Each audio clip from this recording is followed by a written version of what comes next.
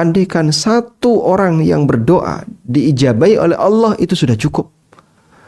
Karena kita tidak punya kemampuan apapun selain bertawakal kepada Allah.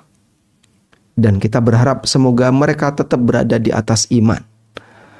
Karena ketika mereka meninggal dan mereka mukmin, insya Allah akan ada kesempatan untuk bisa mendapatkan kondisi syahid.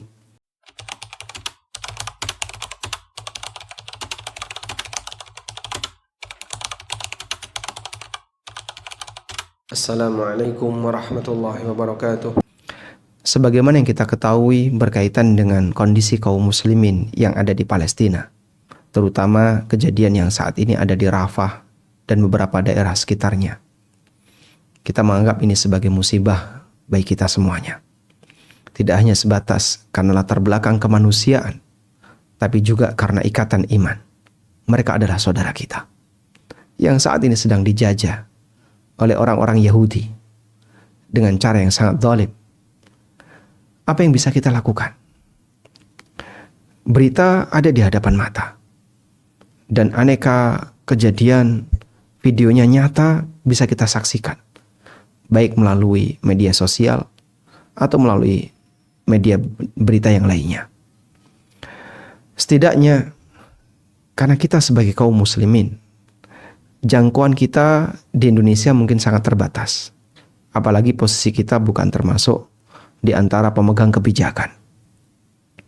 Pertama yang bisa kita lakukan, berikan dukungan moral.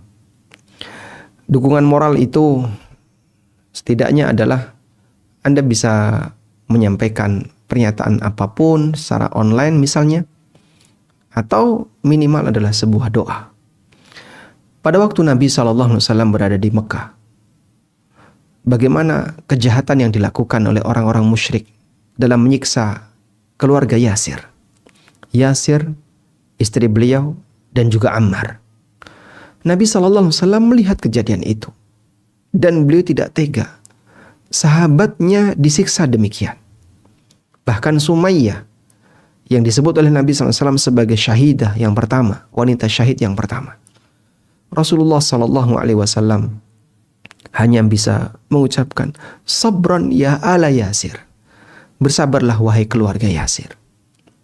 Beliau berikan dukungan moral ketika beliau tidak bisa memberikan dukungan materi, dukungan spiritual, semangat untuk bertahan dan bersabar saat beliau tidak bisa memberikan dukungan materi. Demikianlah yang terjadi ketika Nabi SAW dan para sahabat masih dalam kondisi lemah. Beliau termasuk juga bagian dari korban bagaimana kejahatan orang-orang musyrik. Beliau pernah dicekik, beliau pernah dilempari dengan kotoran, beliau pernah dilempari batu, dan aneka kejahatan yang dilakukan oleh orang musyrik kepada Rasulullah SAW. Sehingga beliau dan para sahabat yang lain mengalami aneka penekanan, aneka kekejaman yang dilakukan oleh orang musyrik, termasuk ketika beliau diboikot. Itulah masa perjuangan. Sehingga saat beliau melihat ada sahabatnya yang disiksa, beliau hanya bisa mengatakan sabran, sabran, dan seterusnya. Selanjutnya, dukungan real yang kedua yang mungkin bisa kita lakukan adalah teruskan semangat boikot. Ini perang ekonomi yang bisa kita lakukan. Sebagaimana Anda lihat, banyak sekali perusahaan-perusahaan jahat yang mereka mendukung penjahat.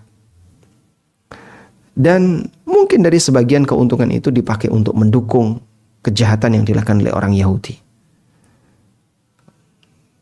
Nah, bagian ini yang mungkin bisa kita jadikan sebagai celah. Lanjutkan untuk bertahan dalam pemboikotan. Insya Allah kaum muslimin bisa bertahan tanpa produk mereka.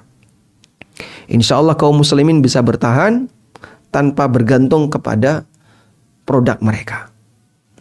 Kita tunjukkan bahwa kita punya kekuatan.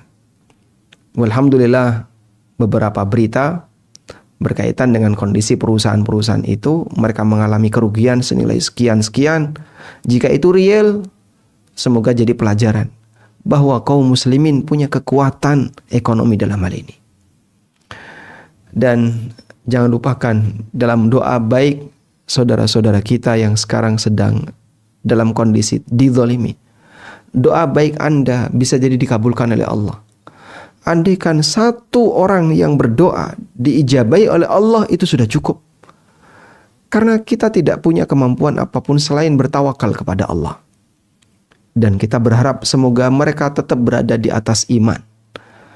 Karena ketika mereka meninggal dan mereka mukmin, insya Allah akan ada kesempatan untuk bisa mendapatkan kondisi syahid. Kita doakan semoga kaum muslimin di Palestina mendapatkan curahan kesabaran dari Allah. Allahumma afriq alaina sabra. Allahumma ja'al lahum sabran. Ya Allah, tuangkanlah, anugerahkanlah kesabaran untuk kita semua, dan anugerahkanlah kesabaran untuk mereka.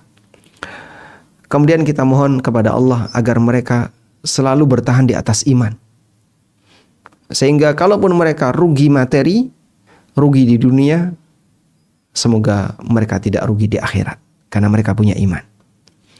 Yang ketiga, kita mohon kepada Allah agar Allah segera menolong orang-orang yang lemah, saudara kita yang ada di Rafah dan di tempat-tempat yang lain.